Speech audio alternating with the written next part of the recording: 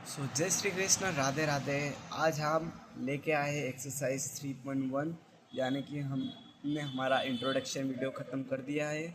और इसे देखने से पहले आप इंट्रोडक्शन वीडियो कृपया ज़रूर देखिएगा। यहाँ पर हम लेके आए एक्सरसाइज 3.1 के एक्सरसाइज के क्वेश्चंस को लेकर। मैंने इंट्रोडक्शन में एक चीज़ स्किप कर दी है, वो है ऑर्डर। आज हम उसी से शुरुआत करेंगे। ऑर्डर क्या होता है?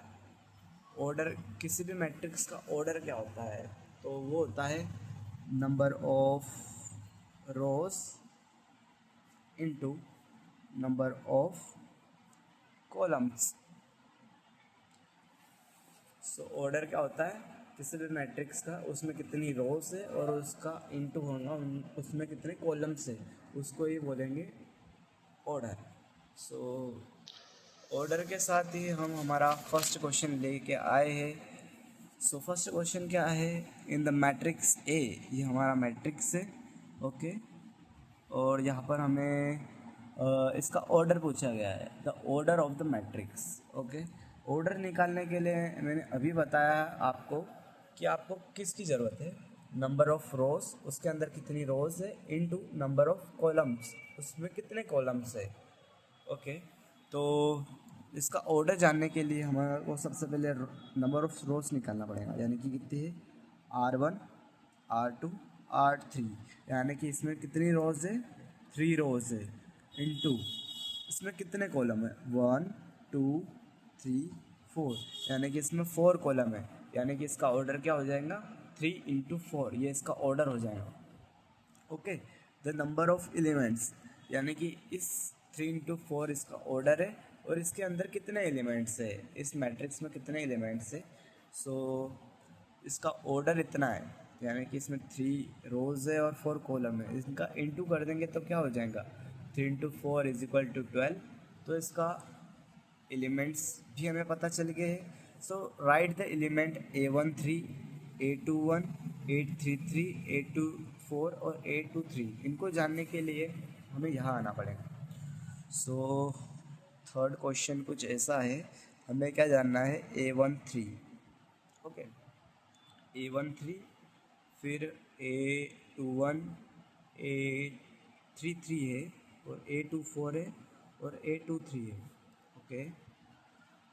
इसे जानने के लिए हमें क्या करना पड़ेगा, कंपैरिजन करना पड़ेगा, यानी कि हमें 3 इंटू 4 का पहले तो मैट्रिक्स बनाना पड़ेगा, ओके। 3 इंटू 4 का मैं मैट्रिक्स बनाता हूँ, A11, A12, A13, A14, A21, A22, A23 और A24, A23, नहीं, A31, A32, A33 और A34, ये आ गया हमारा मैट्रिक्स।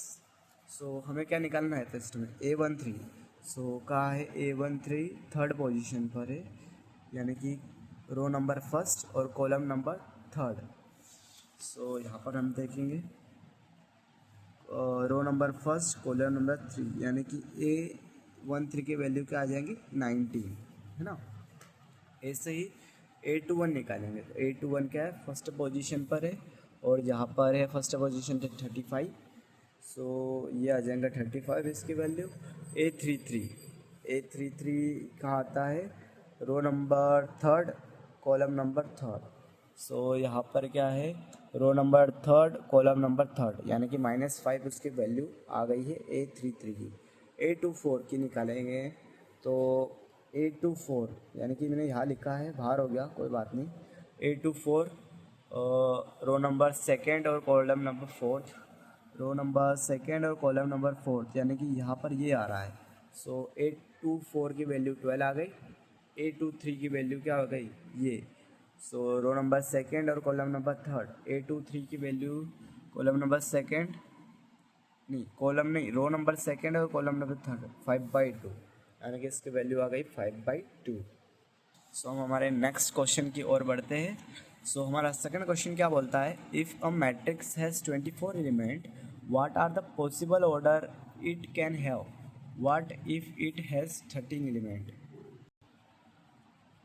हमारा फर्स्ट क्वेश्चन तो हो चुका है। अभी सेकंड क्वेश्चन कुछ ये बोल रहा है, अगर हमारे पास कोई मैट्रिक्स है उसके अंदर 24 एलिमेंट्स है, ओके 24 एलिमेंट्स है, और उसने पूछा है कि क्या पॉसिबल ऑर्डर्स हो सकते हैं। तो लिख देंगे यहाँ पे पॉसिबल कितने ऑर्डर्स हो सकते हैं, है ना। सो फर्स्ट में हमारे पास हो सकता है 1 इंटू 24, यानी कि 1 रो और 24 कॉलम हो सकते हैं, और हो सकता है 24 इंटू 1 यानी कि 24 रो और 1 कॉलम भी हो सकता है, या हो सकता है 2 इंटू 12 यानी कि 2 कॉलम 2 रो और 12 कॉलम हो सकते हैं, या 12 रो और 2 कॉलम भी हो सकते हैं, ओके हो सकते हैं। और कितने हो सकते हैं, 3 इंटू 7 8 हो सकता है, 3 इंटू 8 हो सकते हैं, 8 इंटू 3 भी हो सकते हैं। और क्या हो सकते हैं, और क्या हो सकते हैं, 6 इंटू 4 हो सकता है, 6 इंटू 4 हो सकता है, 4 इंटू 6 हो सकता है। यानी कि ये है उसके पॉसिबल ऑर्डर। और अभी उसके ही अंदर कोई सेकंड और क्या पूछा है कि उस right what if it has 13 element. तो उसके पास 13 एलिमेंट्स हो गए तो फिर उसके कितने पॉसिबल ऑर्डर्स बनेंगे। सो 1 इंटू 13 हो सकता है, या 13 इंटू 1 हो सकता है, और कोई इसका पॉसिबल ऑर्डर नहीं हो सकता है।